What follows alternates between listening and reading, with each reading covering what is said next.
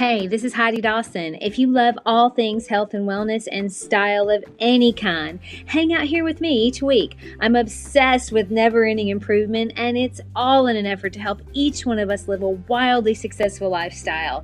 Subscribe today so you don't miss a thing.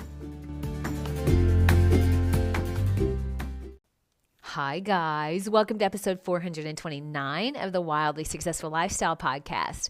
I'm glad you're here. I hope you keep it up. You keep hanging with me by following the show or subscribing so that we get to hang out every week, twice, just like this, for an under 15 minutes of an episode usually, of just figuring out ways we can be the best version of us, which most of the time, I would say 100% of the time, starts in our head with our thoughts and the ability to be aware of those thoughts.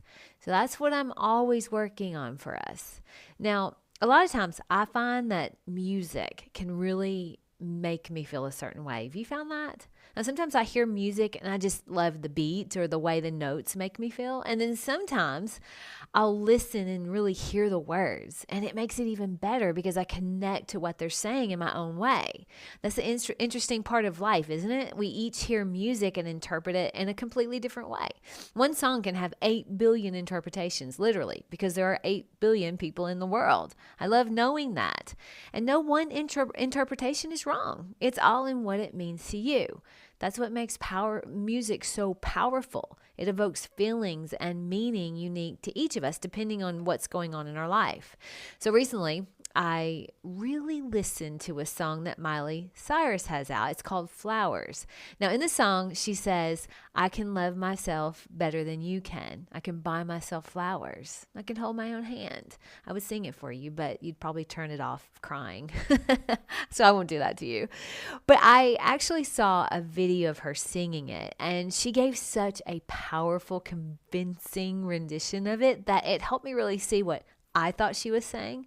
Of course, I have no idea what the song really means to her, but for me, it gave me a feeling of empowerment. Empowerment to not have to rely on any one other person or thing for my happiness.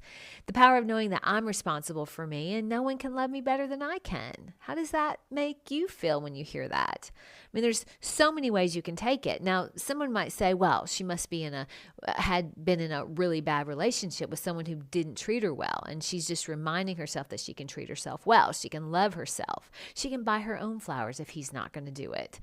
But in my mind, it's not about as opposed to someone else. When she sings that I can love myself better than you can, in my mind, it's exactly what we were each born to do. Of course, we can love ourselves better than anyone else because we don't have to guess at how to do it.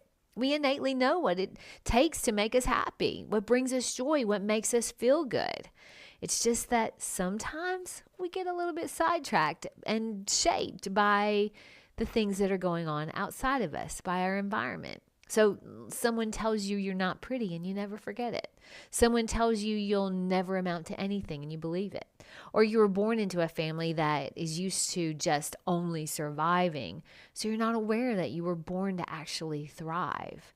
If you think about it, we were all born into an environment that says to put yourself first is kind of selfish. You're wrong if you love yourself too much. Society has a tendency to have a herd mentality, and if you don't follow the herd, you're viewed as odd or weird or selfish, whatever the buzzword of the week is.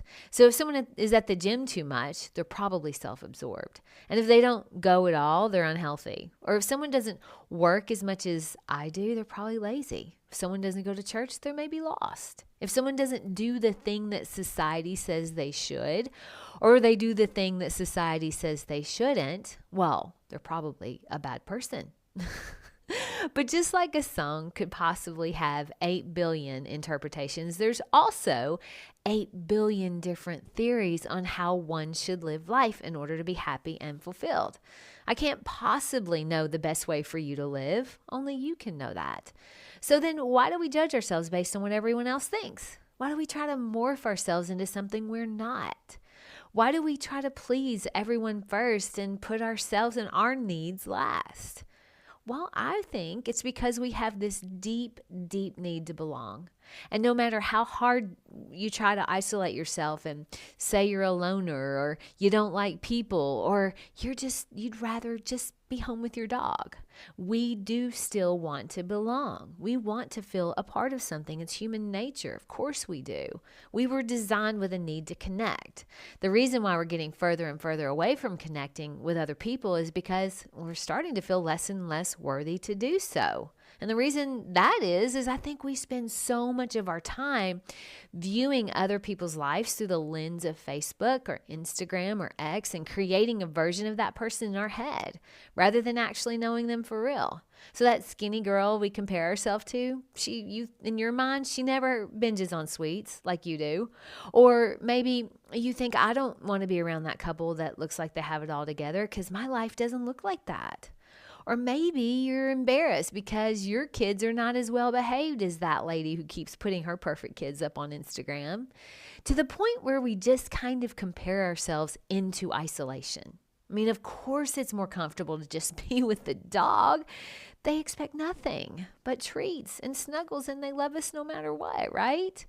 That's really why that song by Miley Cyrus spoke to me. It's because being truly able to love yourself means you're not going to compare yourself to anyone else. It means knowing your worth and loving yourself wholly without the need of someone else to change in order to feel that way. I mean, when you truly love yourself, connecting with others becomes natural and fun rather than stressful and tedious. When you love yourself, you attract others to you that love themselves too. And that's really a fun relationship. It's actually kind of like your dog, because someone who loves themselves, they're not expecting you to change to make them feel better. They would never ask you to be something you're not. And it's just really comfortable to be with them. But the thing that makes it different from just chilling with your dog is, as humans, different from dogs, we value and crave continuous growth. And when you connect with another human, especially in person, that loves themselves and also loves continuous growth, they encourage you to grow too. And now that's a really fun and really fulfilling relationship. Two people interacting that are both working to be the best version of themselves, whether it's a friend or your partner or one of your family members. Isn't that just the best? Doesn't that feel great? I mean, it's the best, I think. And it's also a part that makes the human experience so incredibly fulfilling.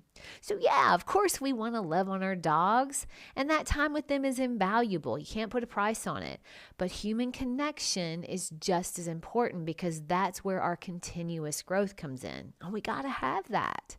You can love yourself better than anyone else can, and you should. You can buy your own flowers, and I think you should. Every week you should have fresh flowers. But don't underestimate the power of connection from human to human interaction, especially when that interaction comes with you becoming a better version of you, when it comes with continuous growth. And sometimes it may mean that you're taking a walk alone in the park with your dog. That's totally fine. But you don't want to ignore human to human interaction. My challenge to you this week is to remember your precious puppy, if you have one, may be your comfort zone. And it's a part of our life we need, but so is continuous growth. And that comes from connecting with people who challenge you to be the best version of you. We weren't designed for isolation. So get out there and meet a friend for coffee, or take a new class, or interact with the person next to you on the treadmill. They want connection too. Share this with 3 of your favorite human beings. I love you guys. I'll talk to you in a few days. Don't forget to subscribe and share with your friends, because we're just going to keep going bigger and better places together, and I love that about us. Talk to you in a few days.